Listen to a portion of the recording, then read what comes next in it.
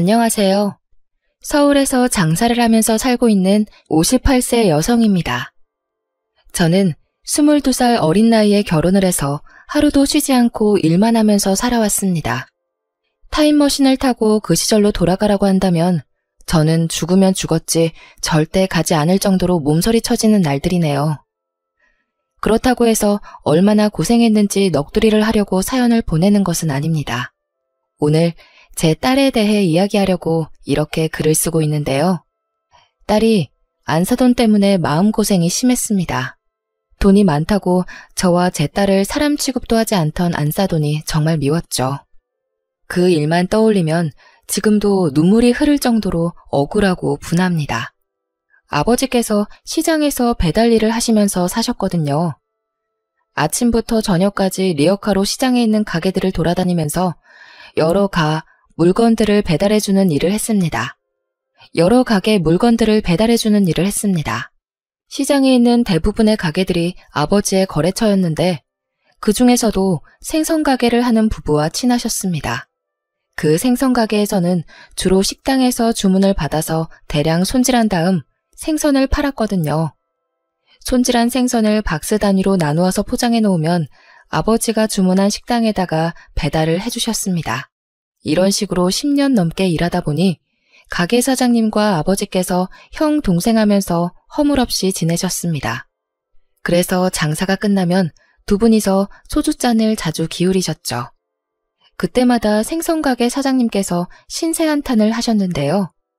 아들놈들이 그런가? 요즘 왜 이렇게 속을 썩이나 몰라. 자식이 아니라 웬수야. 왜 다들 딸 하는지 알겠다니까. 갑자기 그게 무슨 소리야? 무슨 일 있었어? 사장님 아드님 두 분 다 30을 바라보고 있는데도 결혼해서 가정을 꾸릴 생각을 하지 않았다고 해요. 부모만 믿고 매일 술만 마시면서 허송세월 보내고 있다고 하니까 아버지께서 진지하게 고민 상담을 해주었죠. 형님, 원래 부모 마음대로 안 되는 게 자식이잖아요. 때 되면 다 하겠죠. 너무 스트레스 받지 맙시다. 둘 중에 한 놈이라도 사람 구실을 하면 원이 없겠는데 나는 자식 보기 지질이 없나 봐. 아들들이 몇 살이길래 그래요? 여자친구도 없어요? 한 놈은 29살이고 다른 한 놈은 28살인데 자네 딸은 남자친구 있는가? 저번에 보니까 착하고 살림도 잘할 것 같던데. 남자친구는 없는 걸로 알고 있는데 저희 딸이 착하고 야무지긴 하죠. 가진 거라고 쥐뿔도 없는데 그나마 딸이 효녀 노릇하니 다행입니다. 아버지 말대로 저는 일찍부터 철이 들어서 초등학생 때부터 부모님 대신 집안 살림을 챙기기 시작했어요. 해가 뜨기 전에 아버지께서 시장으로 나가 배달 일을 하셨고 엄마는 작은 공장에서 품을 팔고 계셨으니까요. 살림이 넉넉할 리가 없었죠. 집안 살림만 챙긴 게 아니라 고등학교에 들어간 뒤부터 부모님을 대신해서 돈 관리를 도맡아서 했어요. 그러다 엄마 건강까지 안 좋아지자 제가 공장에 나가서 일을 하게 되었습니다. 생선가게 사장님께서 그런 제 사정을 알고 술자리에서 자주 관심을 보이셨어요. 아버지에게 저에 대해 이것저것 물어보면서 관심을 보이다가 뜻밖의 제안을 하였습니다. 자네 딸한테 남자친구가 없으면 우리 아들 소개받아보는 건 어떠나? 우리 딸을요? 형님, 그게 무슨 말씀이세요? 작은 놈이랑 자네 딸이랑 결혼을 시키자는 거야. 큰 놈은 싹수가 노래서 틀렸고 작은 놈은 마누라가 휘어잡으면 사람 구실은 할 놈이거든. 어때? 아, 예. 생각 좀 해보겠습니다. 갑자기 물어보셔서 당황스럽네요. 어허, 생각은 무슨. 나도 고민해보고 해본 말이야. 그리고 만나보라고 소개만 해주는 거지 결혼시키는 것도 아니지 않나? 둘 다 애인이 없다니까 하는 소리일세. 너도 알겠지만 내가 며느리 데려다가 고생시키는 사람도 아니네. 아버지는 딸이 싫어할 거라고 워낙 남자에 관심 없는 애라 소개해줬다가 마음만 상하실 수 있다고 애둘러서 거절했다고 합니다. 하지만 사장님께서 이미 마음속으로 결정을 내리시고 한 번만 자리를 만들어 보자고 하시더군요. 결국 아버지께서 자초지종을 설명해주면서 남자를 소개받아보라고 하셨습니다. 사이 어색해질까봐 어떻게든 거절해보려고 했는데 완강하시더라. 생선가게 형님이 너를 너무 마음에 들어해서 한 번만 만나봐라. 아들놈은 어떤 놈인지 몰라도 형님이 참 괜찮은 사람이고 집안에 돈도 많아서 만나보면 좋을 거다. 네? 이렇게 갑자기요? 아버지도 참... 만났는데 마음에 안 든다고 하면 어쩌려고 그러세요? 그럼 사이가 더 불편해질 텐데.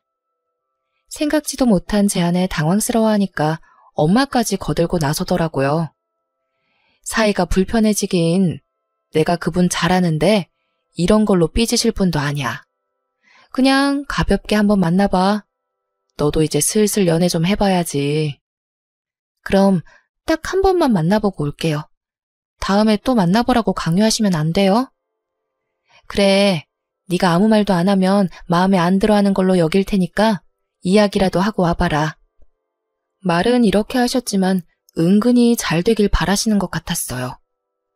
생선가게 사장님 아드님을 만나봤는데 성격도 차분하시고 좋더라고요. 너무 조용하지도 않고 너무 활발하지도 않은 분이라 마음에 들었어요. 저랑 말도 잘 통하고 성격이 비슷한 것 같았거든요. 당시에 LP판 모으는 게 취미였는데 집안 사정이 안 좋아서 취미라고 할 수도 없었거든요.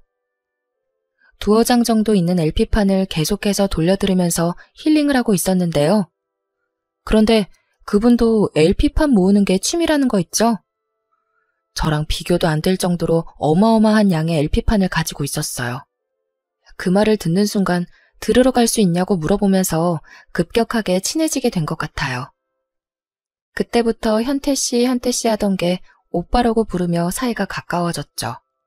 LP판 때문에 자주 만나다 보니 사귀게 된 건 당연했고요. 오빠와 교제한 지 10개월 정도 되었을 때였습니다. 최근에 아버님이라고 부르기 시작한 생선가게 사장님께서 결혼 이야기를 꺼내시는 거 있죠? 사귄 지도 얼마 안 됐고 결혼 이야기는 아직 이르다는 거 알고 있다. 그런데 너 같은 며느리도 없을 것 같아서 이리 말하는 거다. 지금 결혼하면 이 가게도 주고 고향에 있는 땅도 물려줄 테니까 생각해봐라. 너희들이 결혼 생각이 없다면 큰놈한테 주려고 하니까 서둘러서 정해라. 형한테요? 형 결혼한대요?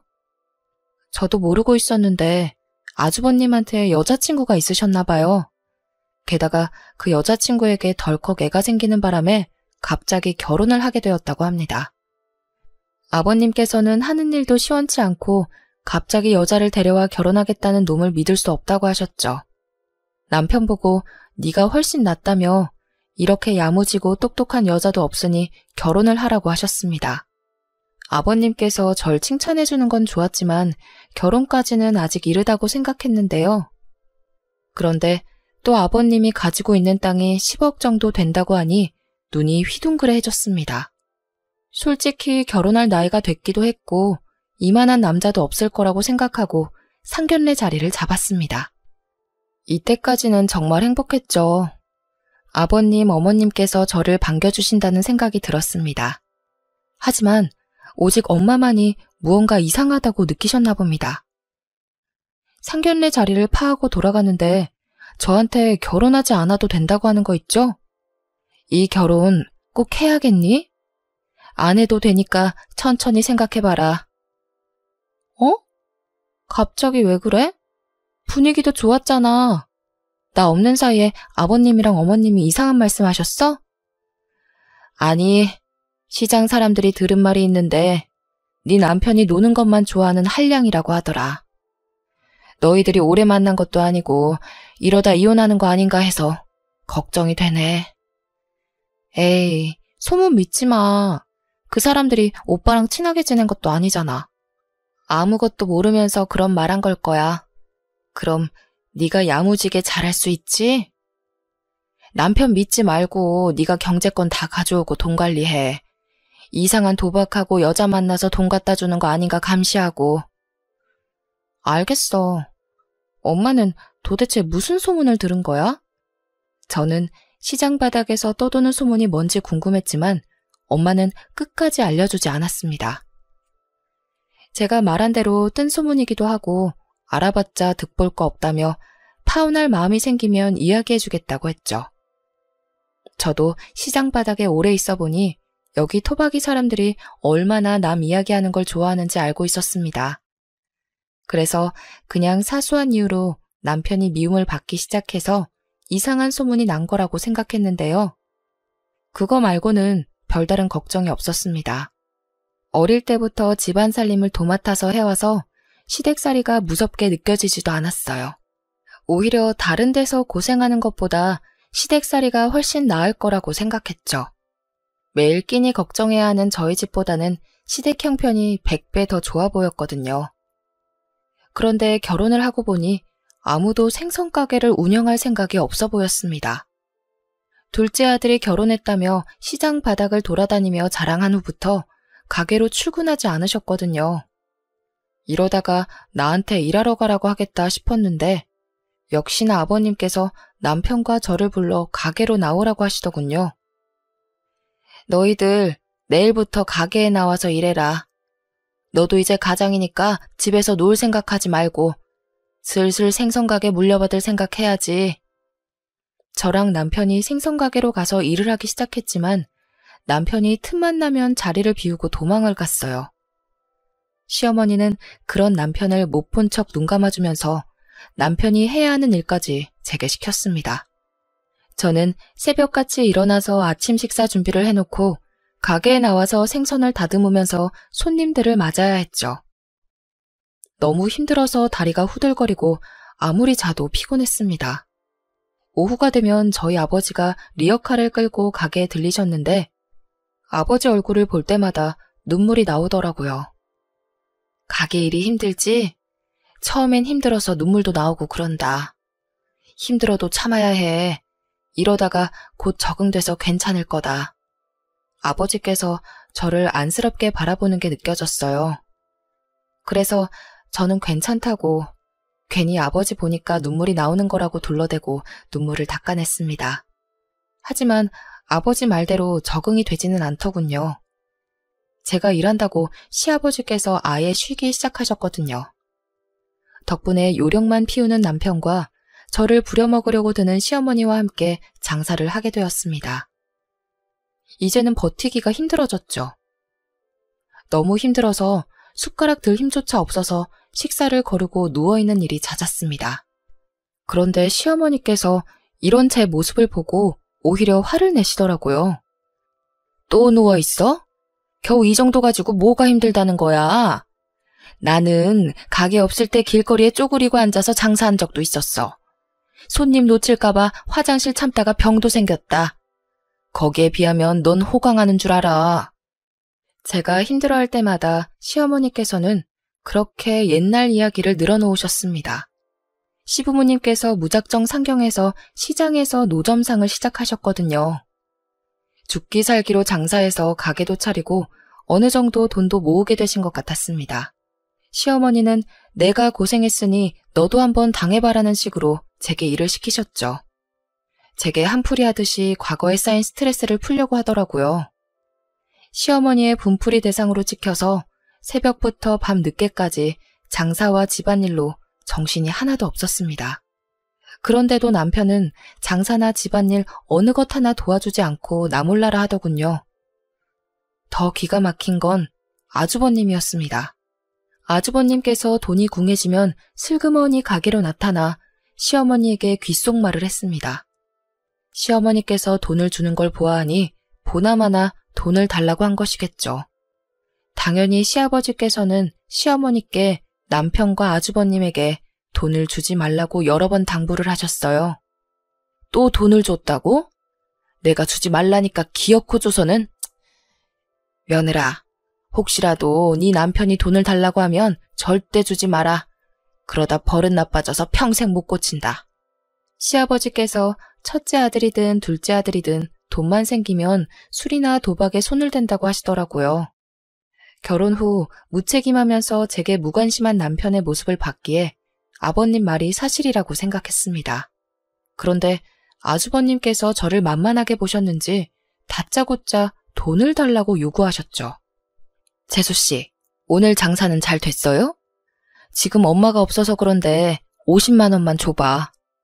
돈이 필요하면 일을 해요. 저기 쌓여있는 생선 4장부터 버리고 물 청소 좀 하면 드릴게요. 뭐? 지금 나한테 뭐라고 했어? 제가 이렇게 나올 줄 몰랐는지 아주버님께서 험악한 표정을 지으셨습니다. 하지만 산전수전 다 겪은 제가 겁을 먹을 리가 없었죠. 세상에 공짜가 어디 있어요? 앞으로 돈이 필요하면 일을 하세요. 그 전에는 10원 한 장도 못 줘요. 아주버님은 기가 막힌다는 표정으로 욱박질렀지만 저는 한마디도 지지 않고 받아쳤습니다. 저한테는 씨알도 안 먹힌다는 사실을 알았는지 아주버님이 저를 피해서 시어머니께 돈을 뜯어갔어요. 그래서 저는 참지 못하고 어머님께 쓴소리를 내뱉고 말았죠. 어머님, 아주버님한테 돈 주면 안 되잖아요. 아버님께서도 절대 주지 말라고 신신당부하셨는데 왜 자꾸 주시는 거예요? 이게 내 돈이지 네 돈이야? 넌 참견하지 말고 시키는 일이나 해. 어디 버릇없이 시애미한테 눈을 부릅뜨고 대들고 있어?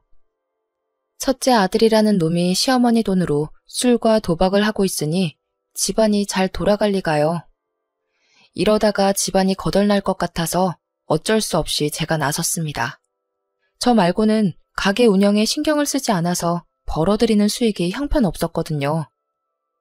온몸이 부서질 정도로 일해서 일으켜 세우려고 했습니다.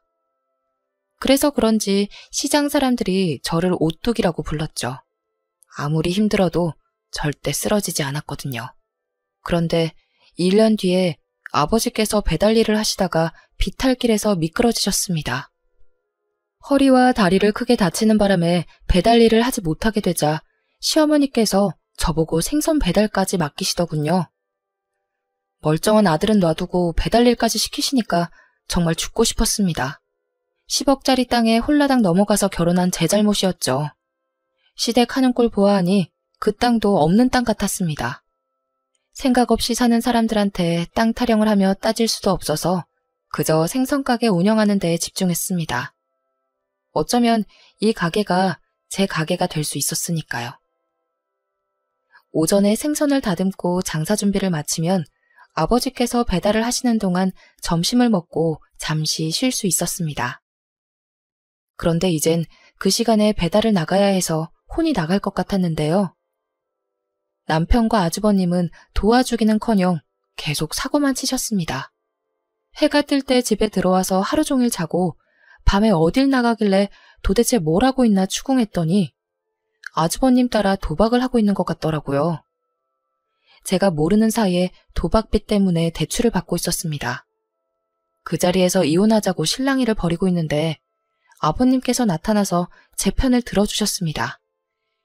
이 멍청한 놈이 너까지 도박을 해? 너 같은 놈들도 아들이라고. 폭언을 퍼부으면서 남편을 때리니 제 속이 다 시원해지더군요. 아버님께서 남편 보고 무릎 꿇고 사과하라고 독촉해서 도박해서 미안하다는 사과도 받았습니다. 이런 식으로 제 편을 들어주고 제 앞에서 남편을 혼내주는 시아버지가 있어서 지옥 같은 시집살이를 견딜 수 있었죠. 아버님께서는 저를 몰래 불러서 술 한 잔을 사주며 저를 위로해 준 적도 있었습니다. 아가, 많이 힘들지? 오늘은 이 한 잔 마시면서 다 풀어버리자. 감사해요, 아버님. 아버님 아니었으면 저 이미 이혼했을 거예요. 그래, 나도 너 아니었으면 이놈의 집구석 오고 싶지도 않았을 거다. 진짜로 요즘 집으로 안 오시던데 어디서 주무시는 건가요? 다른 사업이라도 하고 계세요? 제가 콕 짚어서 물어봤는데도 아버님은 대답해주지 않으셨습니다. 그 뒤로 시아버지께서 가게는 물론 집까지 자주 오지 않는 일이 잦았는데요. 어쩌다 한 번씩 집에 들리시면 제 손을 잡고 따뜻하게 위로해 주셨습니다. 어휴, 그 곱던 손이 3년 만에 이 꼴 되다니. 결혼시킨 내가 죄인이다, 죄인. 전 괜찮아요, 아버님. 그런데 왜 자꾸 집에 안 들어오세요? 혹시... 저는 다른 여자가 생기신 거냐고 물어보려다가 시어머니가 없는 걸 다시 한번 확인했어요. 그리고 목소리를 낮춰서 물어보았죠. 아버님, 저한테는 솔직하게 말씀하셔도 돼요. 어머님 몰래 다른 살림 차리신 거예요? 네 시엠이랑은 이혼만 안 했지 이미 예전부터 별거하고 있었다. 철 안 든 자식놈들 걱정돼서 왔다 갔다 하는 것이지. 시엠이랑은 거의 남처럼 살고 있어. 어쩐지 시아버지께서 말도 없이 외박하시는데 시어머니는 신경을 쓰지 않는 눈치셨어요. 제가 적응을 했다고 생각하셨는지 날이 갈수록 아버님 보기가 더 힘들어져서 심적으로 힘들어지더라고요.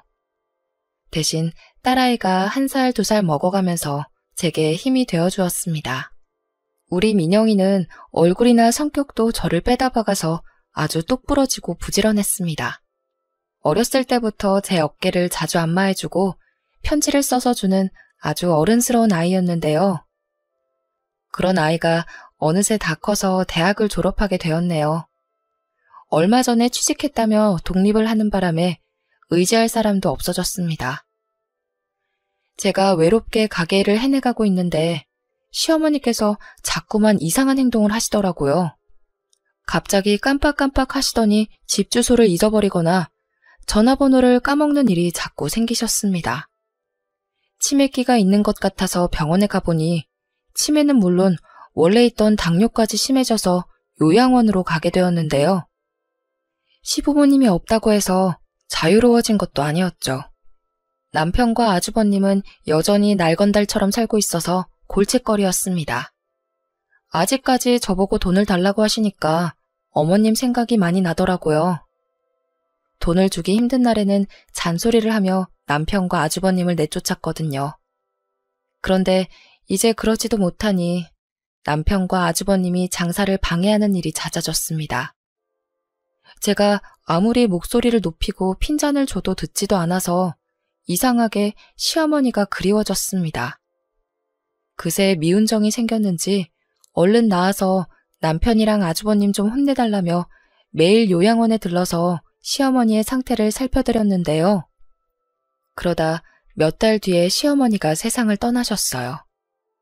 제게 정겹게 구시지는 않았지만 집안 식구로 오랫동안 같이 사신 분이었으니까요. 조금 더 사근사근하게 대하며 애교 부렸으면 어머님도 마음을 여시지 않았을까 하는 생각도 들었습니다.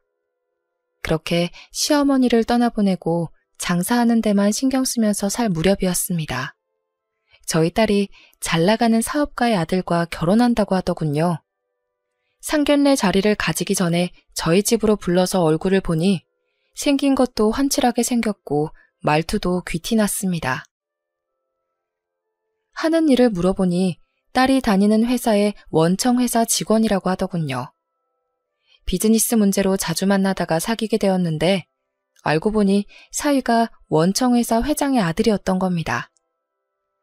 저는 딸아이가 이런 남자랑 결혼하게 돼서 너무 기뻤죠. 저와는 다르게 꽃길을 걸을 거라고 생각했습니다. 하지만 상견례 자리에서 안사돈을 만난 뒤로 그런 생각이 싹 사라졌습니다. 제가 생선 가게를 한다는 사실을 알고 안사돈이 제 몸에서 비린내가 난다고 비웃더라고요. 어디서 비린내가 나나 했더니 사돈한테 나는 거였네. 내가 코가 예민해서 미안해요. 향수라도 뿌릴래요? 생선 냄새가 심해서 머리가 아프네. 네? 생선 냄새요? 저 씻고 왔는데 무슨 말씀하시는 거예요?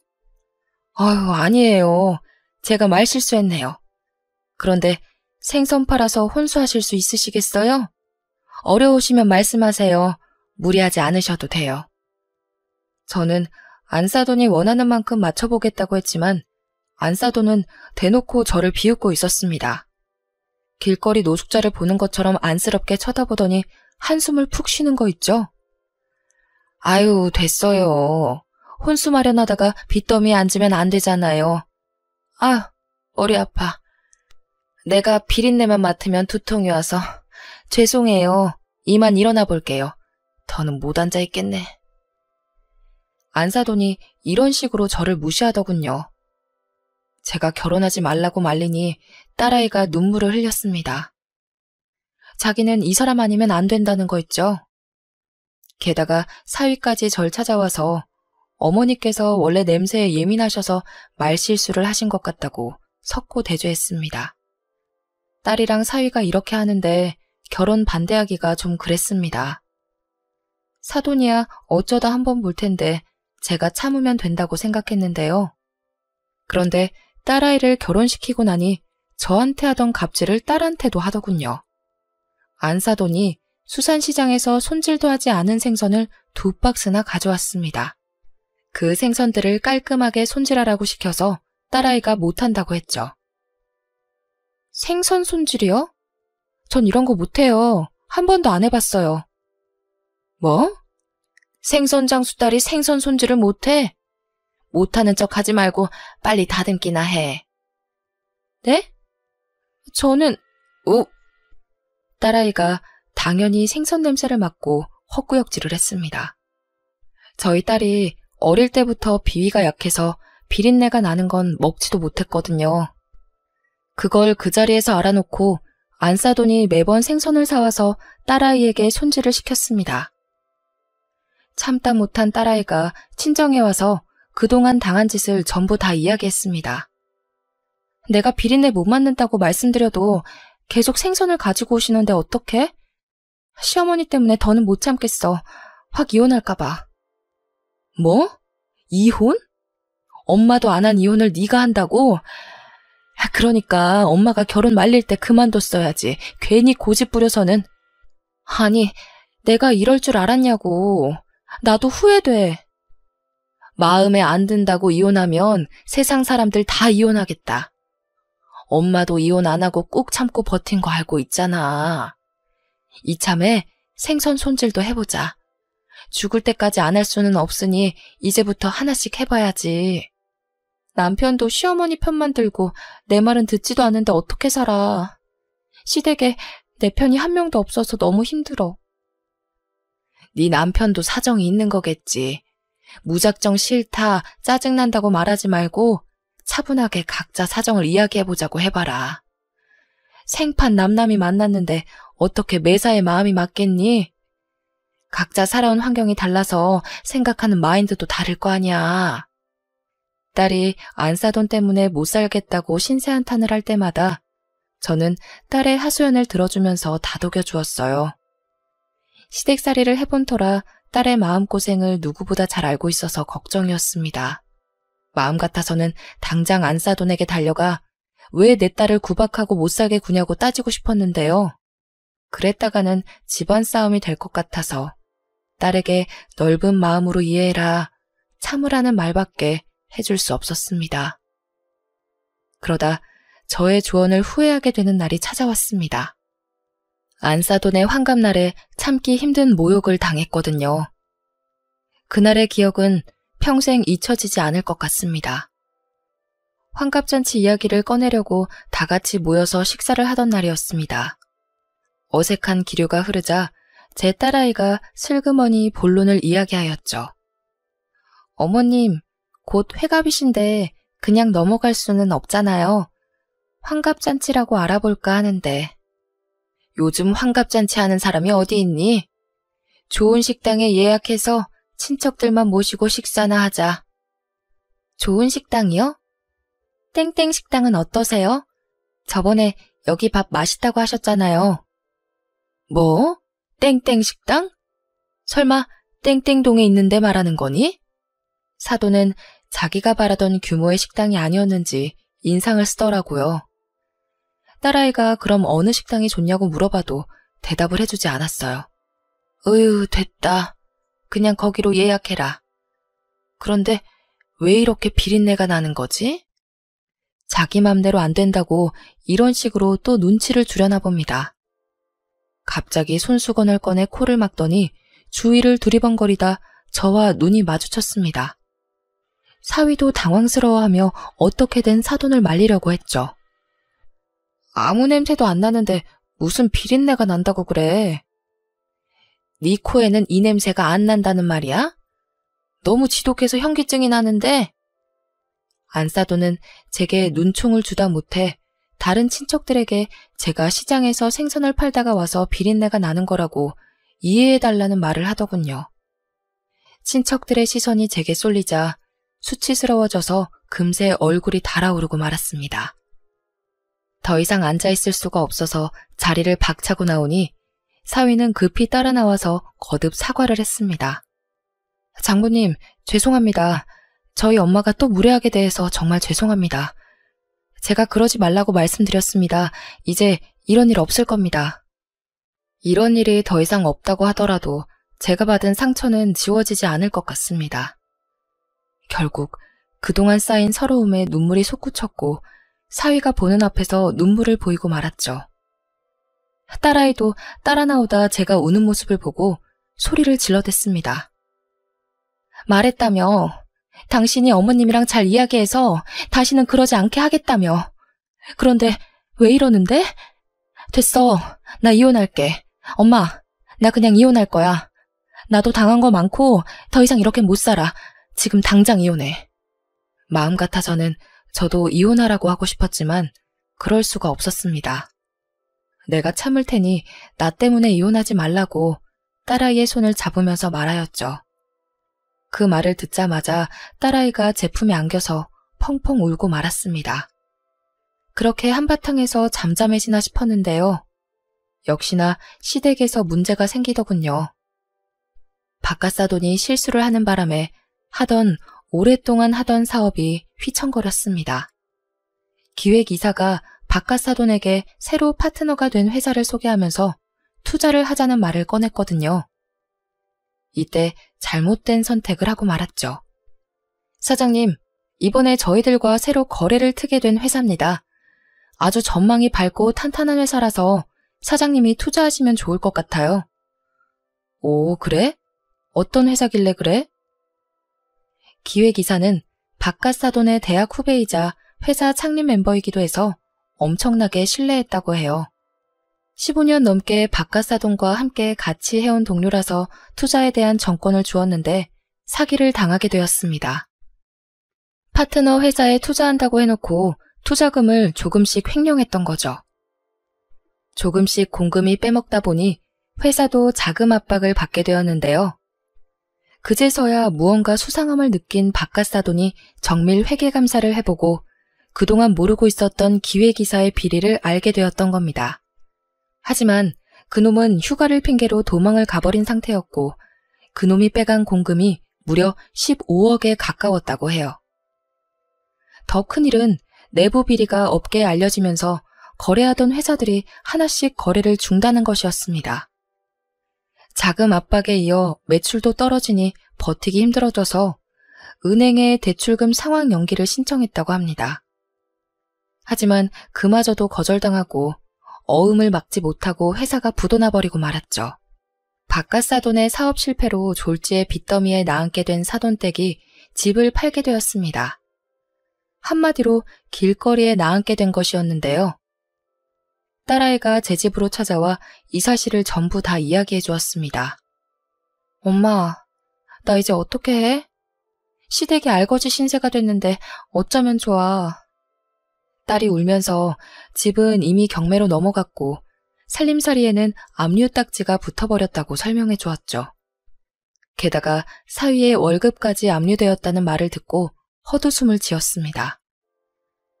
안사돈이 충격을 받고 알아 누워버렸다고 하네요. 제가 안사돈에게 무시당했던 걸 생각하면 꼴 좋다고 하고 싶었지만 딸을 생각하면 그럴 수가 없었죠. 그래서 딸아이를 위해 시댁으로 갔습니다. 사돈이 헬쑥한 얼굴로 시댁 문을 열어주길래 딸아이한테 이야기 다 들었다고 했죠. 다 듣고 왔어요. 집에 압류 딱지까지 붙었다면서요? 뭐라고요? 참, 남이사 압류 딱지가 붙든 말든 이야기 다 들었다면서 무슨 이야기가 더 듣고 싶어서 온 거예요? 도와주려고 왔죠. 그런데 저한테 도움받기 싫으신가 보죠? 도와주긴 개뿔. 자기 입에 풀칠도 하기 힘들어하면서 그쪽이 잘 사세요. 괜히 도와주려다가 노숙자 되지 말고. 노숙자는 자기가 될 것 같은데 아직도 현실 파악이 덜 됐나 봅니다. 그래서 제가 미리 준비해둔 5층짜리 상가 건물 등기부등본을 안 싸돈 얼굴에 던져버렸죠.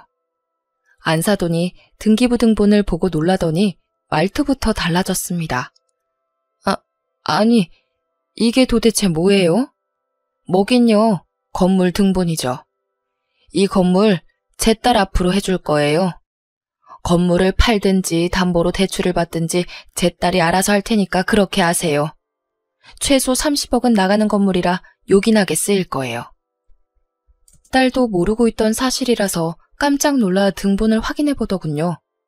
워낙 일만 하고 구두쇠처럼 사느라 제가 건물주라는 사실을 딸도 모르고 있었던 거죠. 수십억짜리 건물을 가지게 된 건 모두 시아버지 덕분이었습니다. 시아버지께서 집을 아예 떠나시면서 저를 조용히 불러서 땅 문서를 주셨거든요. 원래 아들 놈들 주려고 했는데 이 집안에서 믿을 사람은 색이 너밖에 없구나. 다른 인간들은 재산 줘봤자 며칠 못 가서 전부 말아먹을 게 뻔하다. 이 땅은 팔지 말고 잘 가지고 있거라. 조만간 좋은 소식이 있을 거다. 시아버지께서 다른 살림을 차렸어도 자식이 없으니 이 재산만큼은 아들들에게 주고 싶었다고 하셨어요. 시아버지가 가게를 제게 맡기고 집에도 들어오지 않으셨던 건 부동산을 보러 전국을 다녔기 때문이었죠. 시아버지는 부동산에 밝은 지인과 함께 괜찮은 땅을 샀고 시세가 오르면서 돈을 많이 불리게 되셨어요. 그러다가 아주 좋은 땅을 보게 되신 건데요. 처음에는 버려져 있는 황무지였다고 합니다. 도심에서 멀고 교통도 불편해서 공장을 지을 수도 없었다고 해요. 전에 듣기로는 아버지와 지인분께서 최소한 5년 안에 이곳이 개발될 거라는 확신을 가지셨어요. 지금 사서 묻어두자. 여기가 개발되는 건 시간 문제야. 5년 뒤에 안 되면 10년 뒤에는 되겠지. 시아버지와 지인분께서 일대의 땅을 헐값에 사들이고 그 땅을 제 앞으로 해주셨습니다. 그리고 얼마 지나지 않아 돌아가셨다는 연락을 받아 아버님과 살고 있던 애인분을 만나기도 했습니다. 저는 그 일을 시어머니와 남편에게 알리지 않았죠. 설마 했는데 3년 뒤에 그 땅이 개발될 거란 소문이 돌더니 땅값이 점점 오르기 시작했어요. 그러자 부동산 쪽에서 땅을 팔라고 저를 찾아와 설득시키려고 들더군요. 어떻게 해야 할까 고민하고 있는데 같이 땅을 샀던 시아버지 지인분이 찾아오셨습니다. 네가 병철이 며느리지? 병철이한테 받은 땅 있음 절대 팔지 말어. 가만히 가지고 있다가 몇 년 뒤에 개발 시작되면 담보로 대출받아서 건물 올려야 해. 그래야 건물주 될 수 있어. 네, 알겠습니다. 말씀하신 그대로 할게요. 저는 그분 말대로 해서 건물주가 되었지만 끝까지 그 사실을 숨겼습니다. 하지만 세상에 비밀은 없는 법이라 제가 건물주란 사실을 시어머니께 들키기도 했어요. 어머님께서 제가 확인차 떼어놓은 등본을 보시더니 저한테 욕을 퍼부으시더라고요. 이런 요망한 년 같으니 네가 감히 나를 속여? 그 건물 당장 내놔. 어머님, 건물이라니 지금 무슨 말씀하시는 거예요? 니년한테 건물 있는 거 다 알고 있다. 니년 서랍에서 내가 다 확인해봤어. 뭘 확인하셨는데요? 서랍에서 본 게 있으면 가져와 보세요. 뭐? 분명 내가 방금 들고 왔는데. 그 당시 시어머니께서 치매를 앓고 계셔서 다행이었죠. 서랍에서 봐놓고 들고 오는 걸 잊으셨는지 빈손만 멀뚱멀뚱 바라보고 있었습니다. 남편이 그 모습을 보고 놀랐다가 어이없는 표정을 지으면서 어머님을 말리더군요. 엄마, 그만 좀 해. 우리한테 무슨 건물이 있어? 오늘 약 먹은 거 맞아? 약? 내가 약을 왜 먹어? 전현이 건물을 가지고 있다고. 알았으니까 약 먹자. 치매가 점점 심해져서 헛소리를 다 하네. 헛소리라니 이 녀석아. 전현한테 등본 있는지 확인해보라고. 이런 식으로 제 건물을 빼앗으려고 했지만 치매기가 있는 터라 아무도 믿어주지 않았습니다. 덕분에 제 건물을 시댁 식구들로부터 지킬 수 있었네요. 건물 임대료 수입만으로도 충분히 놀고 먹을 수 있었지만 딸한테 물려줄 유일한 재산이라 묵혀두고 있었습니다. 결혼할 때 주려고 했는데 그놈의 비린내 타령을 하길래 이혼할까봐 이야기도 하지 않았죠. 딸이 건물주인 거 알면 솔깃해져서 가식적으로 대하거나 이혼해주지 않을까봐 말하지 않은 것이었습니다. 그런데 이렇게 숨겨놓은 재산에 대해서 고백하게 되었네요. 안사돈은 비린내 난다며 무시하던 저한테 도움을 받을지 몰랐는지 고개도 들지 못하고 있었습니다. 안사돈이랑 똑같이 비아냥거리고 싶지 않아서 그 자리를 그냥 빠져나왔습니다. 대신 며칠 뒤에 건물 명의를 딸 앞으로 해주면서 한 가지 조건을 내걸었습니다. 딸아이한테는 이것만큼은 꼭 지키라고 하였죠. 이 건물 네 명의로 하는 대신 건물을 담보로 대출받아라. 아마 10억은 나올 거야.